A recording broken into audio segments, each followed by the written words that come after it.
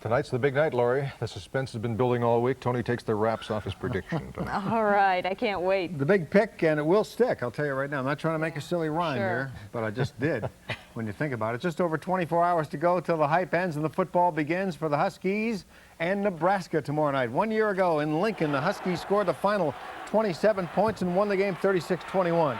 It was the kind of performance that propelled the Dogs to the national title. And you can bet both teams sense the same sort of importance this time around. You know, the national people are watching it, and as far as, you know, sports writers and all that, you know, you want to make a good impression on national TV. So, I mean, there is an emphasis. It's just like, you know, a home game, you put a little more emphasis on that because, you know, you got to perform for your home fans. So, you know, you really want to put on a good show when you're on TV. You know, the guys that stand up on a soapbox and say, well, you know, we're going to win or we're not going to win, that's crazy because you don't know what's going to happen. But I think we're going to play very hard. I think we're going to play very well. And I think we have a good football team. And I'm sure Washington feels the same way. We're going to come out strong and, you know, play the game that we know how to play and execute and really just kick butt on Saturday like we used to. Kick butt kickoff is 6:45 at Husky Stadium tomorrow night. The game is a sellout. We'll have a complete report tomorrow on King 5 News, a live report, in fact. As for the Cougars, they have a bye this weekend before playing at Fresno State a week from tomorrow. Turning to the pros, the Seahawks try again for that first win Sunday in Foxborough, Mass. against the Patriots. Kickoff on the Big 5, 10 o'clock Sunday morning. Not exactly the marquee matchup this weekend. Both teams 0-2. Patriots shut out last week by the Rams. Actually, the Patriots are 0-1. Former Husky Hugh Millen says his team needs this game so badly. Here's Hugh. I don't know if I get into, you know, some type of scale in terms of what's critical or what is a must win or what's life and death and all that. But anyway you analyze it, it's a very important game. Obviously an important win for the Hawks, too, or an important game for the Hawks. New England is a 3-point favorite going into Sunday's game, 10 o'clock Sunday morning. Only 3 racing days left before historic Long Acres Park closes for good. And out on the backstretch, these final days, well, seem a bit somber as horses and trainers go through their regular routine. Very few of the support people know exactly where they'll be next spring. For now, as the days grow short, they think about this weekend. Admission is free at the track on Monday, the final day of the season, and the final racing day ever at Long Acres Park. In Kent, golf news. Round 2 of the LPGA Safeco Classic still going on at Meridian Valley Country Club. Michelle McGann is the clubhouse leader at 5 under par, but keep an eye this weekend on Patty Sheehan. Patty has 29 career victories, needs just one more to qualify for the Hall of Fame.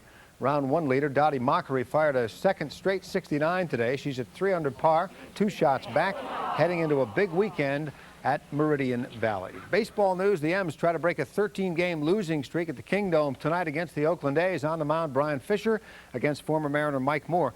Big change in the works next season. In fact, you'll see it right there. The Mariners' brand new logo for the 92 season. Raise your hand if you like it. Well, I see a few hands up out there. The team's new colors, navy blue, metallic silver, and northwest green. This afternoon, CEO John Ellis unveiled the new design. These logos and colors will be the basis for the Mariners' new uniforms for next season. Uniforms to be unveiled early next year. And that's the next time we'll see Edgar Martinez in uniform. This afternoon, the all-star third baseman, Edgar Martinez, underwent that shoulder surgery we talked about yesterday. Doctors say he should be ready to go by spring training. For the first time in its 53-year history, Little League Baseball has stripped the team of its title. How embarrassing. The team from the Philippines was ordered to forfeit its title at Long Beach, California because they used 8 ineligible players. Now, last night, the Long Beach team and their families shared the good news. Turns out the Philippine team used players outside the specified boundaries and instead fielded a national all-star team. The kids from Long Beach had mixed emotions over being awarded a victory that they didn't earn on the field. I feel great. I just wish that we could play another team that was like 11, 12-year-olds, still from the Philippines, though. You know, it's not a great thing to teach children to be on teams that cheat or play outside of the rules, and you know, either play within the rules or don't play. Hey, do you recognize that guy? That's Jeff Burrows, Little League coach. He's a former Mariner, an American League Most Valuable Player. Moving right along here in the big leagues as the pennant races heat up, so do the tempers apparently. Last night the Reds reliever Rob Dibble and manager Lou Piniella decided to take their frustrations out on each other in the locker room. Take a look. Do that to me. Come on, Ted. Hey, come on, Ted. You're a fucking man. Come on, come on. Come on, come on. All year. You don't want to be treated like a man. Then talk to camera out of here. If that is on, I'll break it.